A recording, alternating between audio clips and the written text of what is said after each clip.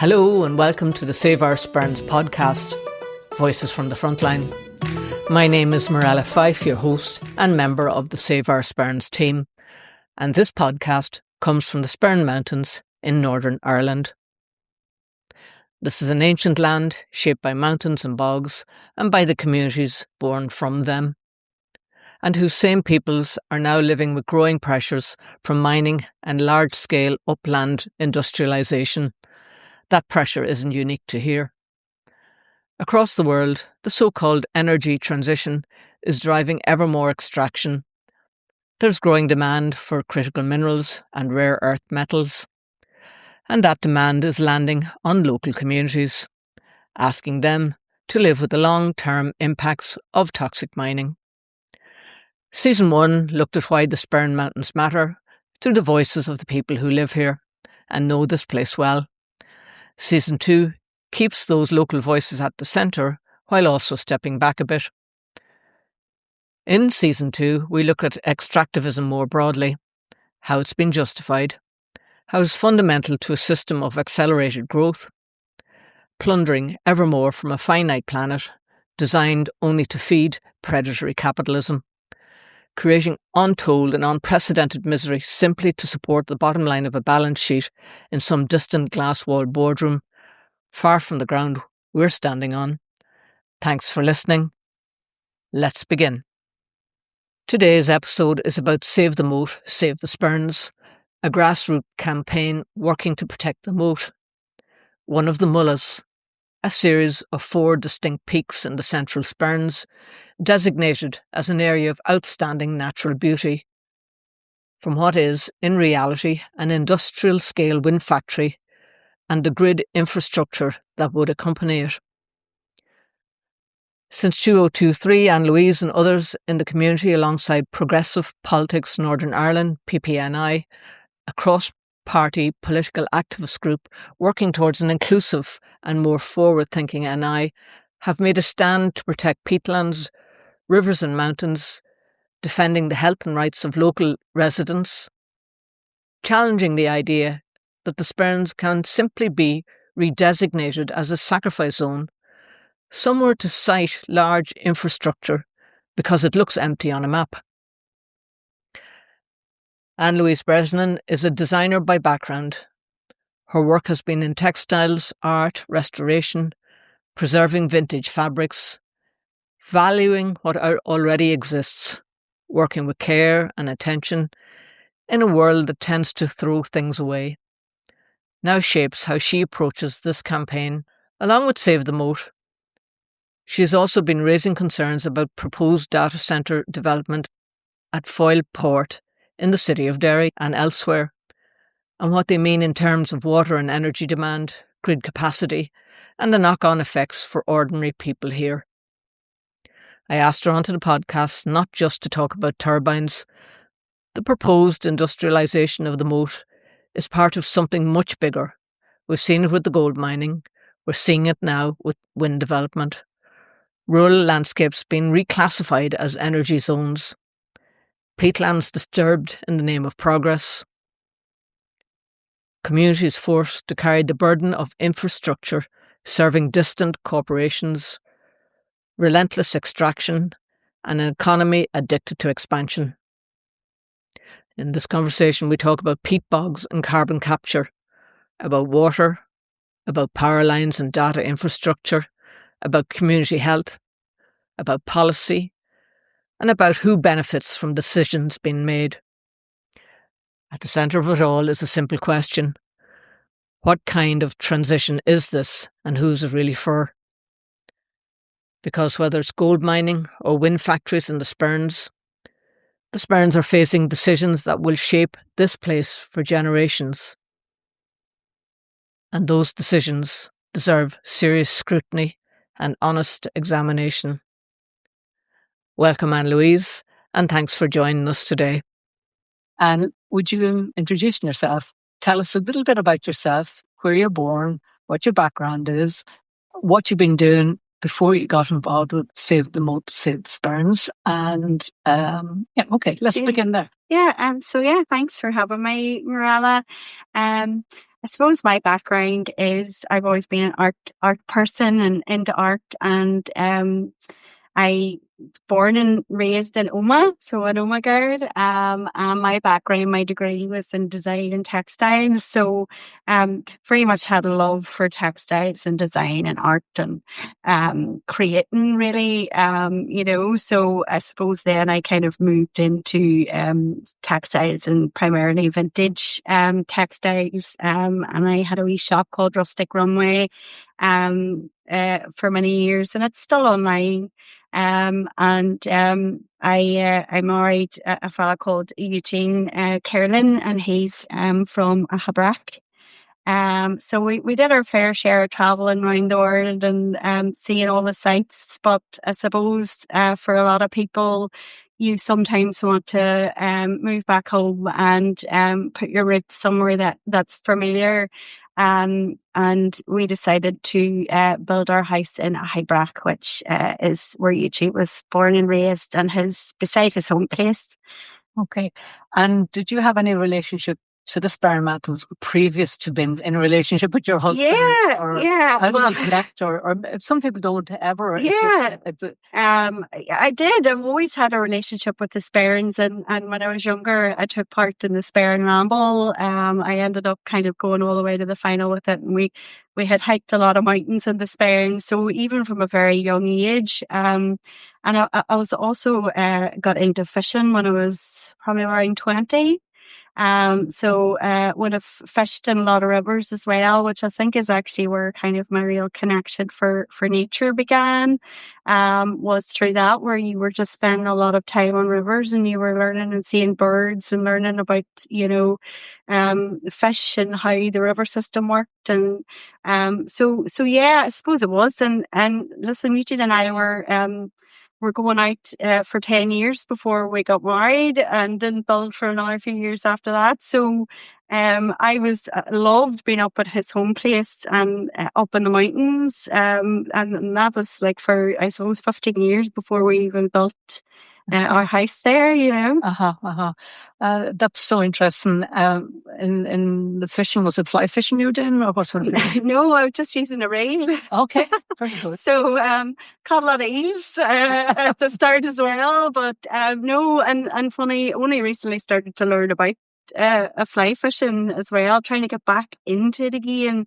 I found that there wasn't even a lot of females into fishing, so I didn't even have any friends that I could go with, so I used to try and rope my cousins in to go in and teach them, and I would find then that they would kind of go off with their mates there once they get into it, and I'd be left as a woman again.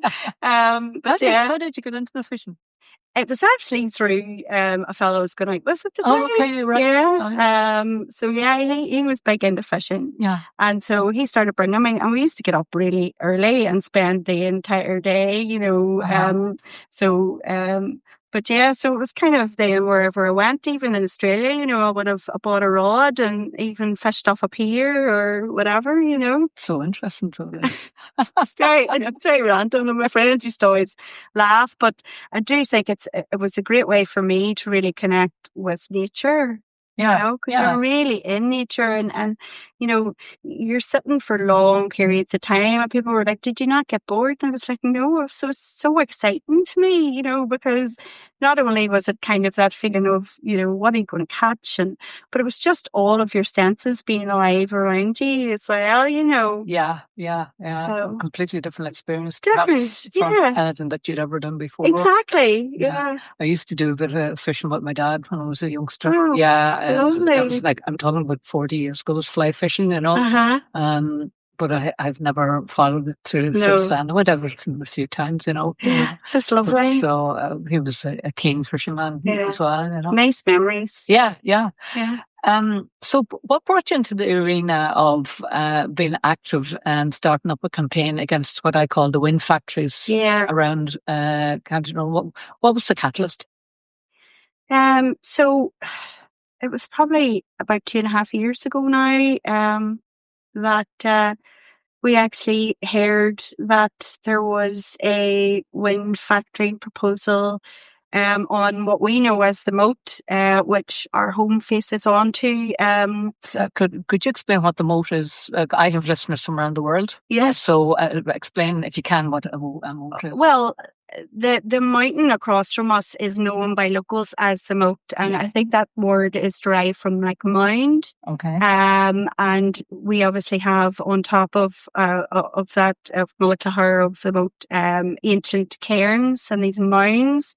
So I think that's where the word has come from there, and I suppose it's lovingly known by locals as the Moat. Okay. Because I know I was brought up on land that had a moat on it as well.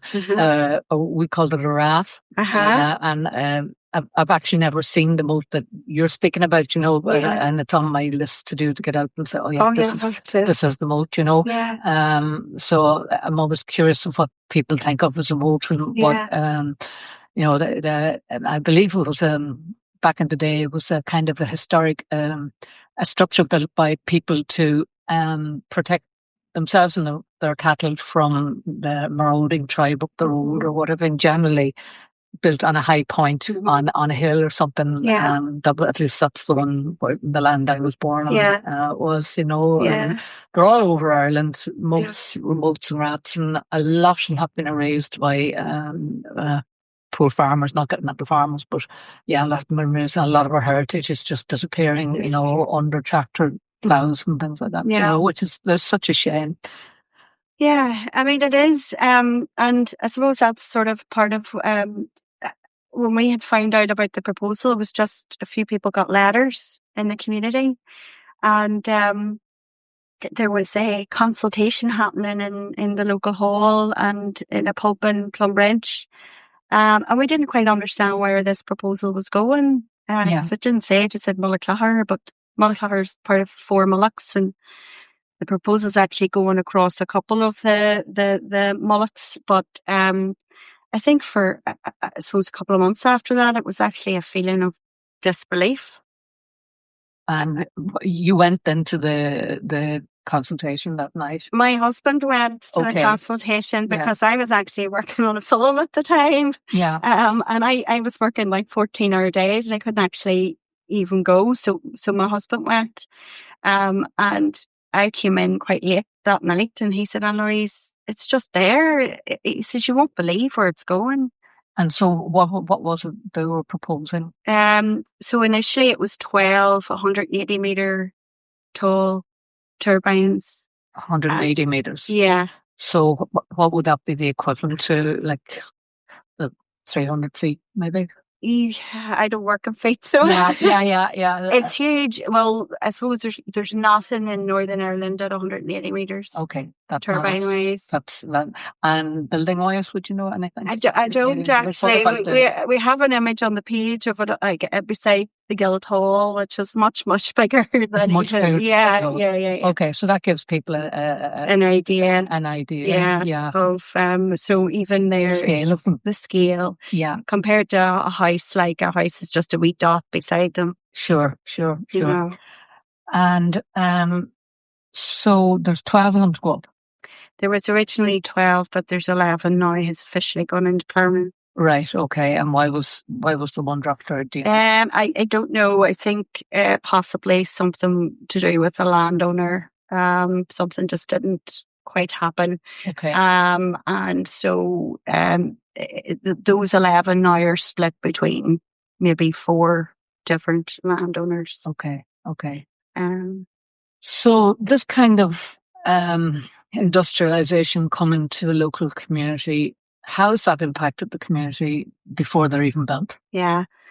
So before the official planning application even goes in, there is that very much divisive factor, because the community discovers that very much members of the community embedded in community life,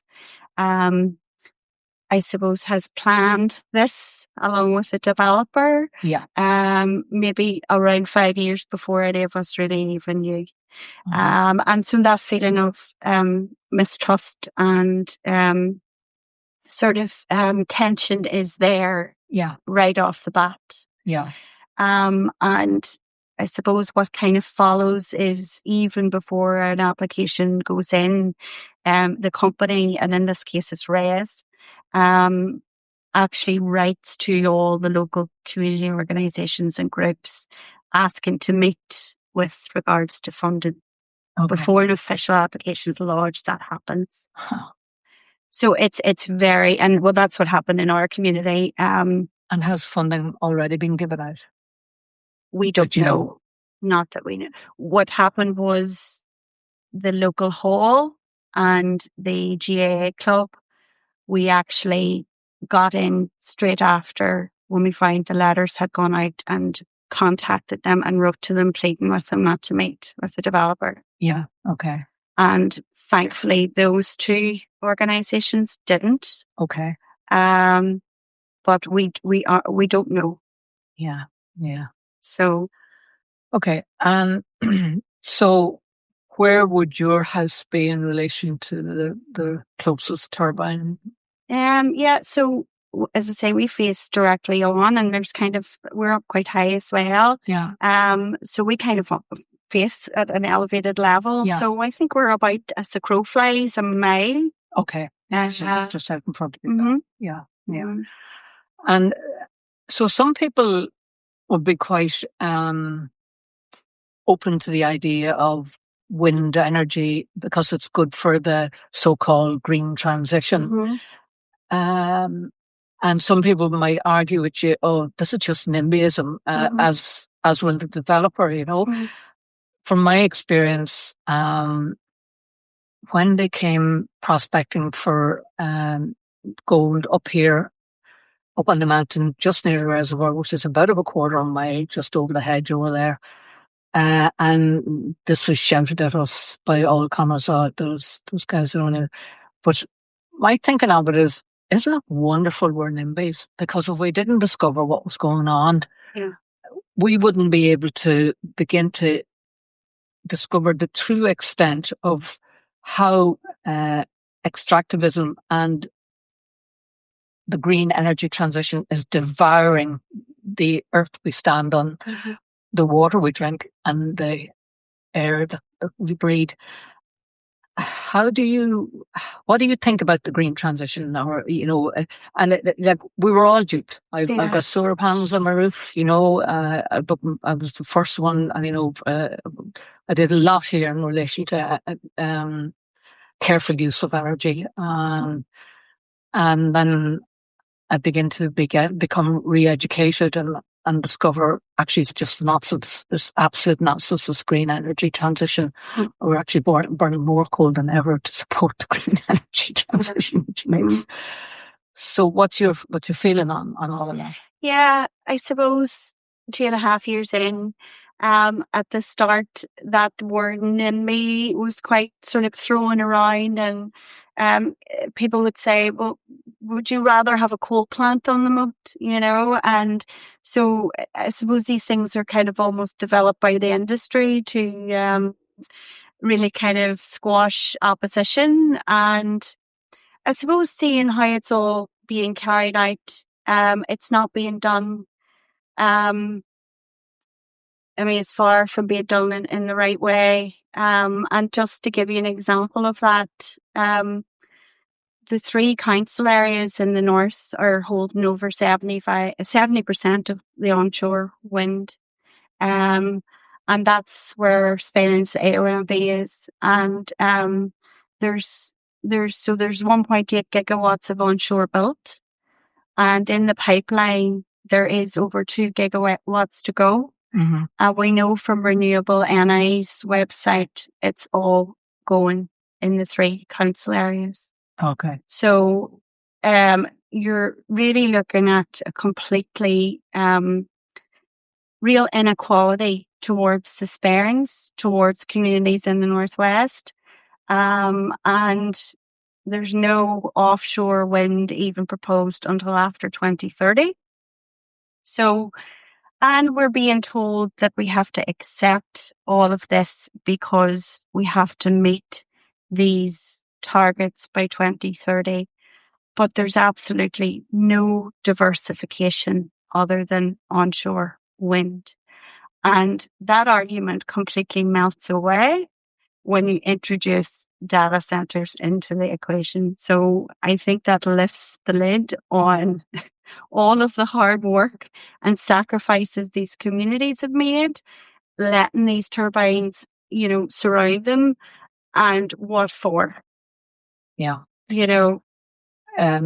Can you explain to our listeners the connection between wind turbines, data centers, and, if you like, extractivism as well? Yeah. So I always big topics. I know big topics, and I always kind of like to say they're all connected, because they are. And so we're currently being told by Sony at the minute, that we need to bring the data centers in to mop up the renewables because we've built too much in the Northwest.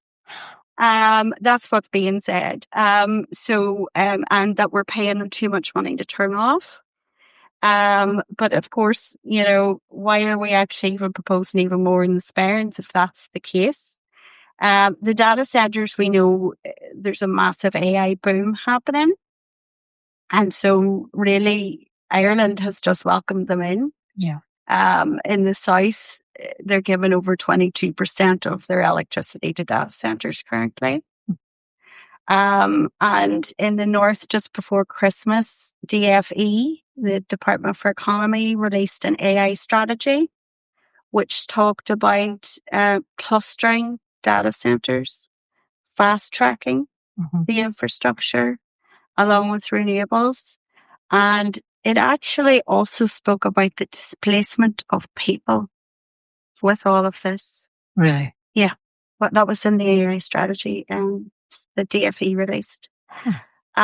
So one feeds off the other. And so there's a lot of greenwashing happens with the data centers. They say, well, we will run off renewable energy. They buy these power purchase agreements. But they can't solely rely on renewables because they need 24/7 power. So they always have fossil fuel backup, no matter what. Yeah. And we're such a small country, and we are giving away all of our power, and all of our hard-won gains are going to data centers. Yeah. And I believe data centers, at the end of the day, electricity is far more expensive than water. And they will use water for cooling. Why they use the electricity is to cool the processors, because they get very hot. So like if you have a laptop or if you have a phone and it gets hot, you know that your laptop or phone is doing a lot of work. So it's just scale it up and to cool them down. The choice is electricity and water, and in every case around the world, they will choose water ahead of electricity because water is cheap. Yeah. And they never tell you in either case how much electricity they use or how much water they use. They say that's it's a trade secret and we can't give that away. And then the ironic thing about it is because the tininess of the electronics that they're working with, that they must use very pure water. Yeah. So not only will they be using water, but they'll be using our drinking water. Yeah. And one can only imagine in the future and they have quite literally sucked the water out of some countries. So what comes to mind is Chile, and the amount of water that's been used down there has been removed from the communities. And they already had a water problem before the data centers ever arrived, So, and I believe there been a planning application passed in Derry Strabane for a data centre? Yeah, so we discovered about a year and a half ago that there was outline planning given for 4 at Foyport. Right. And one of those 4 has been officially passed. Yeah. We cannot get an exact figure on the megawatts, but the original application to the council said 32 megawatts, but we now know that application wasn't assessed based on 32 megawatts and that the developer is advertising 100 plus megawatts, which is huge. Yeah. But there's no cap. They're saying it's air-cooled. But again, NI Water have said that they actually don't have capacity to take on the discharge. And so the company, from what we can see from some disclosure documents, is they are going to deal with their own wastewater on site. So there really won't be much oversight there. So there's no independent monitoring? Not that I would be aware of. Okay. So, and then we only discovered, I think it was yesterday, through Sony's, Sony is the company, Sony? So, yeah, Sony is in charge of the grid, basically. Right. Okay. Yeah. And AirGrid is the same as Sony in the Right. south. Yeah. But there's a document that they had released last year, which had said that Atlantic Hub, which is the data centers in Derry, had applied for an 80 megawatt to the grid. Yeah. And that there was also a 300 megawatt in for a data center at Kilroot. Oh, right. Yeah. Beside the power station. Yeah. But they're going to run that on. Yeah. I wonder. Yeah. So, yeah. So, and what's happening, I suppose, you kind of really go off what's going on in the south of Ireland. At the minute, they're trying to get this private wires bill passed so that the data centers can basically build their own power lines to hook up to wind farms and whatever other sort of. Okay. Which is very dangerous. Yeah. So the power ends up in the hands of a few people. Yeah. And so how does you and your community feel? So there is this story, it's more than a story, that northwest of Ireland is a sacrificial zone, not only for the island of Ireland, but for Europe. Mm-hmm. From extractive mining to wind energy to data centers. How do you feel about being a sacrificial zone and an inhabitant of a sacrificial zone? And, you know, when you look at things like they're removing the services from the hospital in Enniskillen, there's no real infrastructure to Donegal, you know, no decent roads. There hasn't been any development and other than upland development in the Donegal southwest, or the southwest of the island, Mm-hmm. the southwest of North bit of the island of Ireland. So that area, including Donegal.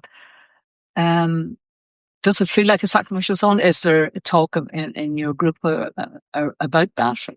Yeah, absolutely. And we know that these sort of developments create sacrifice zones with the data centers, with the wind farms, with mining. And we are definitely, the Sperrins and the Northwest is, if you see how it's all being laid out, we are definitely a sacrifice zone, and we are, I suppose, the sacrificial lambs for these big multinational companies, for the tech billionaires. And I mean, how does it feel? I suppose, like anyone facing a development like this, you have that response of fight or flight. And I think we're at the fight stage. Mm-hmm. But and that's what you can do, is fight to protect the area. But you do quickly realise that no one's coming to save you. And no one has the magic answer of how to get these things stopped. And, you know, even our land and all of that area is under prospecting license. So, and we've had prospecting, you know. What's happened? Yeah. All around us. Yeah. And I think, you know, once they let the wind factories in, the area is already industrialised. So it makes it a lot easier to have other extractive industries come in off the back of that. Yeah. And so I suppose really you can either do one or two things. you can bury your head in the sand, or you can fight against the systems that are obviously facilitating all of this and laying the groundwork for all of this. And I mean, the politicians and the main parties are absolutely, we realised very quickly that none of them were actually going to save us. Yeah. We would say that there's no help coming from government. There's no help coming from any of the political parties. The council, by its nature, is unable to do anything about it, and probably doesn't have the wherewithal and the funds to do anything about it. So there's no help there. And what we need help with is we literally, and people like us, are the last people to protect and defend the air we breathe, the water we drink, and the earth that supports us right now, but particularly for the future, for those come behind us. And if not us, who? Yeah. So, and people would refer to us as activists, as protesters. And when we actually are the final line of defenders and protectors. And my question is, why is it that people don't get this? The fundamental building blocks of life that we need more than anything else. We're not looking after it like as priority. People say, "Oh, you create jobs, you improve our economy." We can't have an active and a healthy economy without active and healthy people, and you can't have active and healthy people unless we have an active and healthy earth. There's the connection right down to the end, And this is all built on the back of going for growth. Yeah, and we are a finite planet. Yeah. And what do you think around it? What is your response around that, or what are your thoughts around it? I mean, I do think that this is kind of the last chance, really. There's very little left as it stands. We know the state our water's in. I do love to follow actually Mary Reynolds from We Are the Ark, and she just says, patch by patch, for people to, I suppose, concentrate on doing what they can with their own patch, because it can feel so overwhelming of how do you tackle all this. And I think that probably also relates to people coming together to defend. I think we're all very busy defending our own patches, but it's all part of the same problem.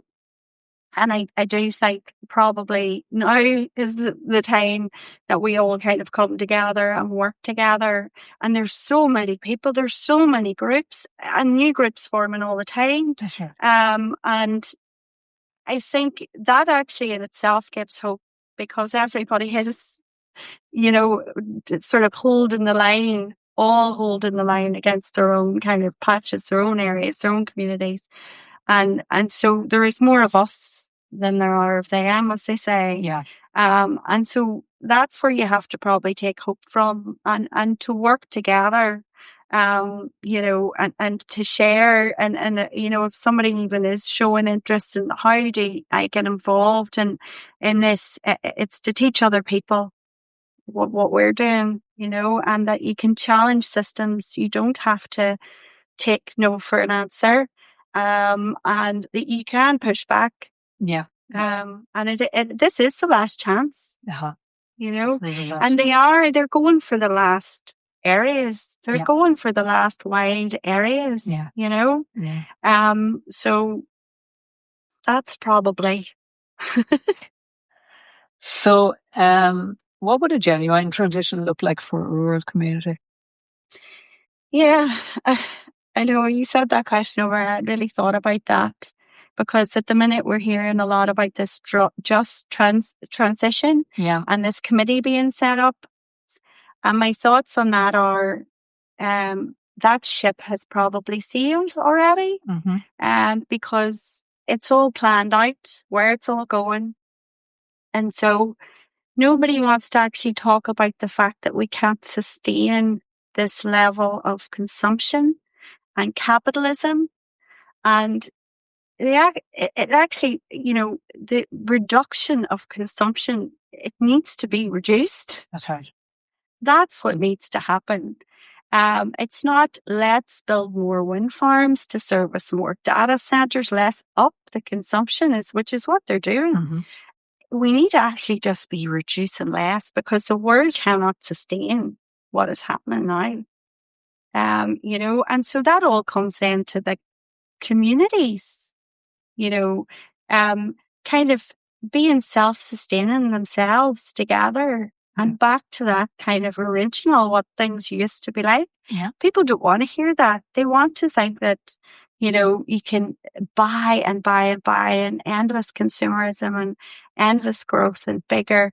And we just can't, there will be nothing left. Mm-hmm. So I think people need to get back into growing their own food, to helping each other, to properly be communities again. And defending and restoring their areas, Yeah. It's about degrowth, isn't it? Yeah. Yeah. Because even peatland, we had estimated, even with the proposals, because when we talk about turbines, it's not just turbines. It's roads, it's bases, it's substations, it's battery energy storage and the lithium and the mining. And all of these wind farms, or a lot of them are going on peat. Yeah.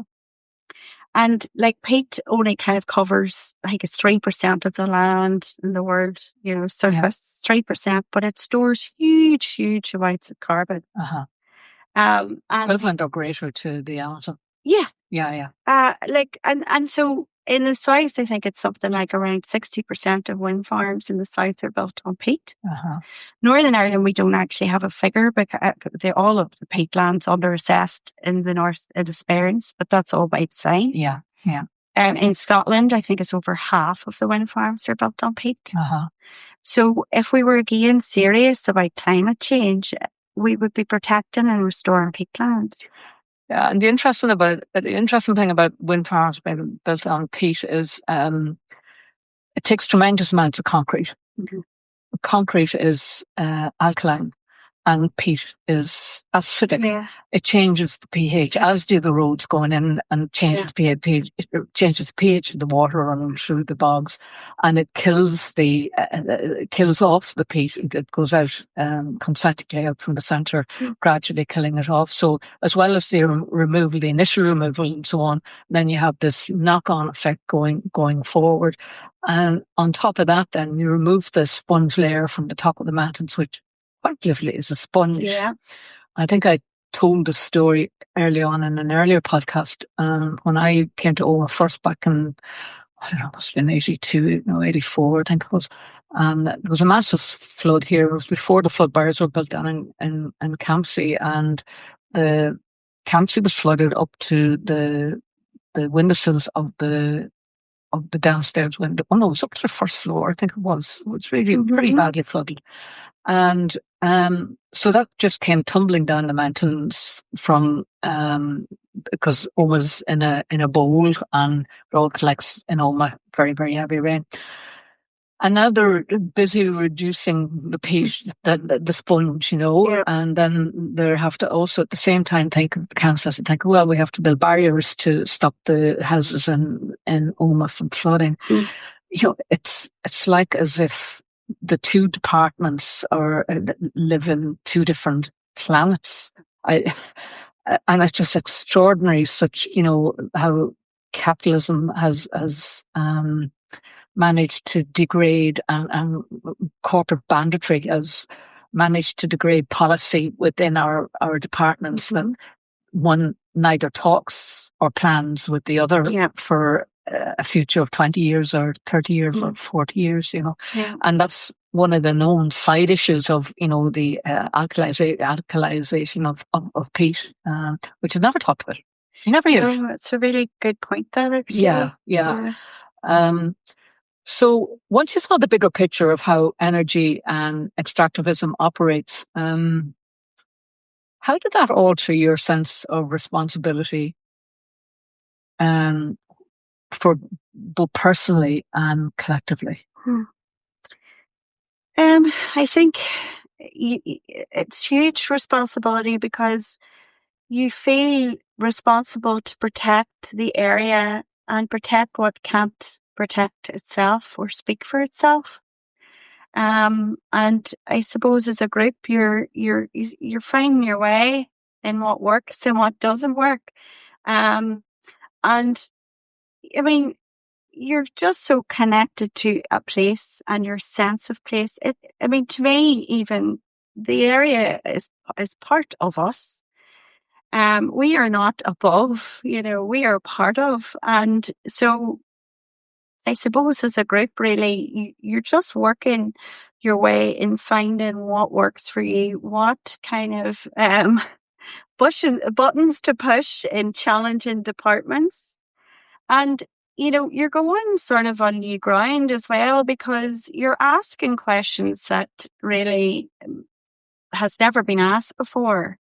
Of departments. And we'd sent an EIR to Sony and they had no idea what to do with it. Mm-hmm. And I was thinking, has nobody been challenging, even the likes of Sony? So it really is sort of building a case and finding out what hasn't been done and what's missing.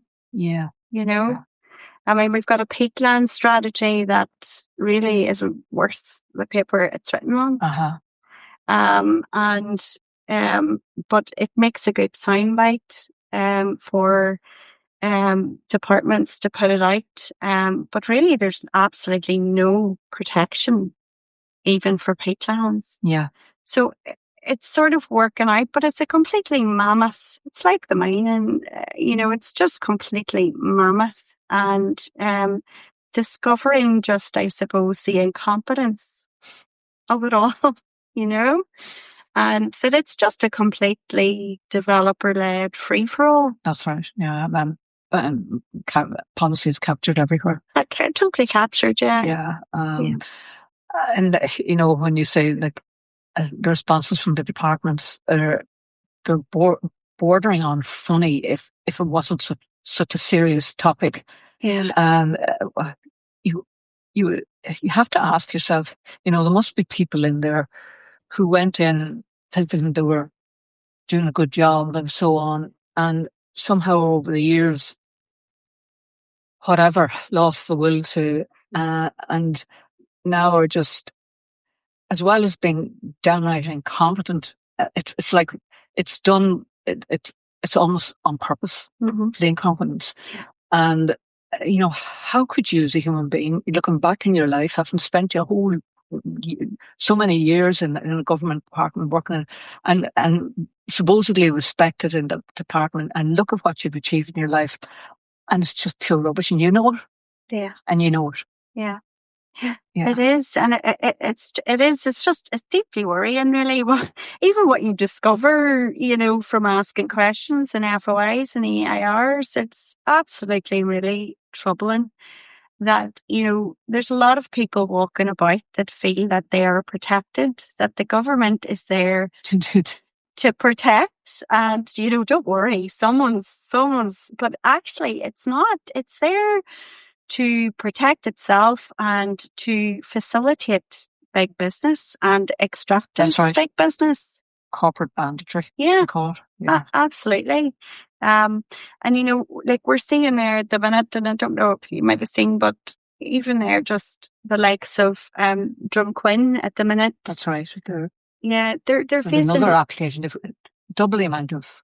Yeah, 5 live planning. They're already surrounding, and I I did a walk with them there just after Christmas, and they're already surrounded. There's 5 more live planning applications, and but yet the politicians are saying, well, look, the companies have done the consultations, the tick boxes, and the marketing exercises. Yeah. And you have just this community that's being completely encircled and swamped. Yeah. And, nobody's looking at the cumulative impact of all of this. That's right. Huge cumulative impact. That's right. Yeah. Or even the carbon footprint of these, Yeah. Yeah. So yeah, and Burkdurg, obviously they were through them all, and Babrata. Yeah. And Babrata are facing, multiple JRs now just to protect their mountain. Yeah. Yeah. And the stress of that on communities is really cruel. Yeah. And yeah, the politicians are really nowhere to be seen. Sitting on the fence, see what way the wind will blow, and then we'll jump on the bandwagon when the wind blows in one particular direction and it doesn't. Yeah. So if you could imagine the mountains and the rivers and the beings that we don't know are there, could speak, what do you imagine they might say to us? Help. Yeah. I think they probably say, "You are our brothers and sisters, and you have completely abandoned us and lost connection with us, and we're very, very busy trying to keep things alive." And I mean, they are much more resilient than we are. And we think we're such a great species and we're so strong and we're so powerful, but we're not. It's quite the opposite. We're weak. We're so dependent. Yes. And I think they would probably say, come back and to gain your connection with nature. You're part of us. You're a part of nature. And come back to that, because I think only when people start to do that and develop that connection again can they actually truly save the place and appreciate what we're losing. Yeah. So, and if you could look ahead 25 years from now and look back from that place, what would you see? What do I think it's going to be like in 20? What would you like it to be like? What would I like it to be like? Yeah, you're standing in that place. You're standing in that place. Yeah. I mean, I would like that what is remaining is left untouched, and that things begin to improve. Okay, I'll pose the question differently. It's 25 years on from now, and you're standing on the mountain, and you're looking around. What have you achieved? What have I achieved? What has your community achieved? Yeah.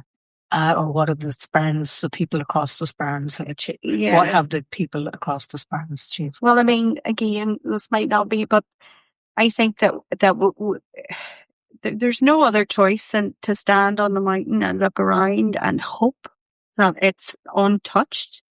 Yeah. That it's protected, that all of these huge threats that we're facing don't come any more to fruition than they already are, and that we can say that there's something left for future generations at that point, that I can die happy that there's something left, because the only other choice is that it's all gone, and that to me, it's just not an option. Yeah. So for our community, I mean, that we get the proposal stopped. But even if the Moat proposal goes away, there's, we've heard that there's possibly one going in for Dart. Right. So really, it's the bigger picture and the bigger picture for everyone. Yeah. So, and how is that done? I think you have to tackle perhaps the root cause and these policies that are creating all of this. Yeah. And even the greed that underlies it all. Yeah. Yeah. And you spoke a little bit earlier about what gives you hope. Is there anything you'd like to add to that? Well, of course, on this journey, you're constantly meeting amazing people. Yeah. Yes. You know, aren't you? Yeah. Just amazing people that give you hope. Yeah. People that are, you know, now giving up their lives to protecting the area, and that is amazing in itself, because it tells you that there's still good out there. There's still lots of people out there with fight in them, and you're meeting new people all the time. And I think just life brings you into their lives and connect, you know. Yeah. And it comes back to that, to connection. Yeah. Just like, I suppose, all of the extractivism is connected and feeding off each other, you know, the hope and the goodness is also connected. Yeah. Yeah, that's a good way to put it. Yeah. It's like mycelium, is it that they say? And so it's just to keep connecting.